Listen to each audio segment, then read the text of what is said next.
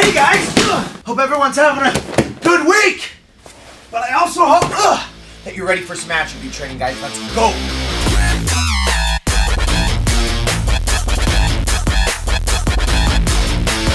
Today we're going to be learning another kind of epic kick, a Crescent Kick. If you love breakfast, this might be known as a Croissant Kick. Star Wars fans might know this as a Croissant Kick. But either way, it's a totally that awesome kick, and let's learn how to do it right now. Pah! I summon the almighty Robert of Taekwondo! Poof! That was way less dramatic than I thought. Anyway, let's go. Today, we are going to learn Crescent Kicks and variations of the Crescent Kick. Variations including the inside Crescent Kick, outside Crescent Kick, spin Crescent Kick, and butterfly / one-step / fadeaway Crescent Kick. Let's have some fun! Ah! A basic attribute to get the hook kicks down is get warmed up with just your hip flexors by doing this exercise.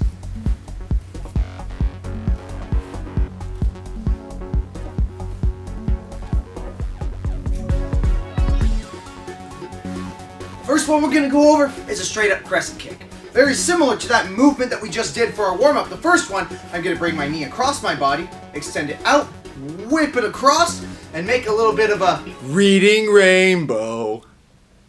Entry level, start by taking your kicking leg and putting it behind you.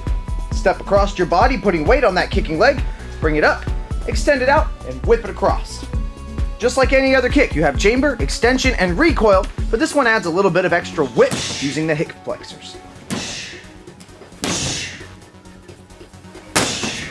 And notice on this one, I'm making contact with the pinky side of my foot. Just like that.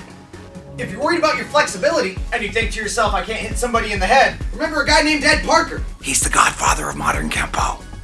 In his later years, he had a bad back, so he couldn't kick somebody in the head.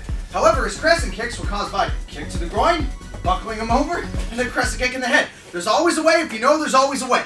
Now, my personal favorite, the inside crescent kick.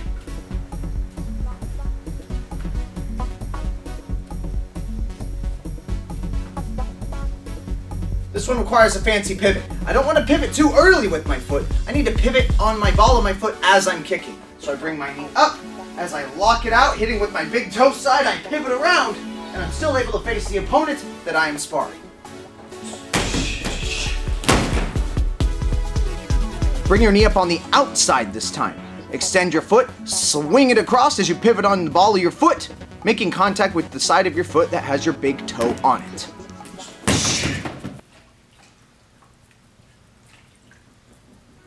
A spin crescent kick is next, and this is where it starts to get a little complicated. This time I'm kicking with the back leg. So I'm going to take my front foot, my non-kicking foot, I'm going to step so my toes face not just behind me, but a little farther over so my hips are in alignment for the kick. I turn over my kicking shoulder, and then I throw just the regular crescent kick. It's important to spot your target before your kick, otherwise, you're flying blind! Ah! Ah! Ah! Ah! Renji. Ah! Renji. Huh? Renji, can you hear me? Yeah? Follow my voice. Well, that doesn't help. You're just me in post-production. Oh, too true. Ah! Take your non-kicking leg and point it away from your target. Turn over your kicking leg's shoulder. Make sure your hips are in alignment. As you pivot, extend your kicking leg in a regular crescent kick fashion. Try to kick with the side of your foot that has the pinky toes. Chamber, extension, recoil. Last one's called a butterfly kick. I just kicked off my pinky ring. Huh. Next one's called a butterfly kick. It's gonna add kind of a fancy jump spinning motion to that spin crescent kick that we just went over. Just like on the spin crescent kick, you'll need to make sure that your hips are in alignment so you don't hurt yourself on this one.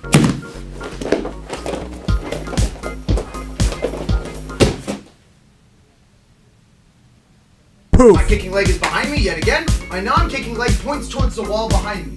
From here, I simply jump and make sure that those toes on my non-kicking leg are pointing back in the direction that I was originally facing. That's going to align my hips up for that nice crescent kick.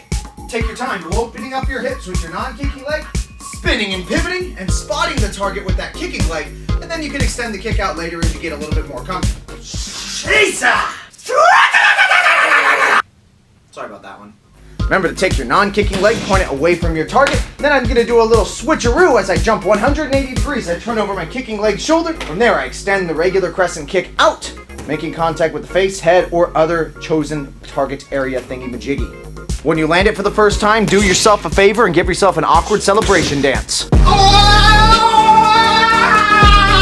Okay, maybe not that weird. Remember guys, the dojo that kicks together, sticks together. We'll see you next week on some attribute training. Yeah!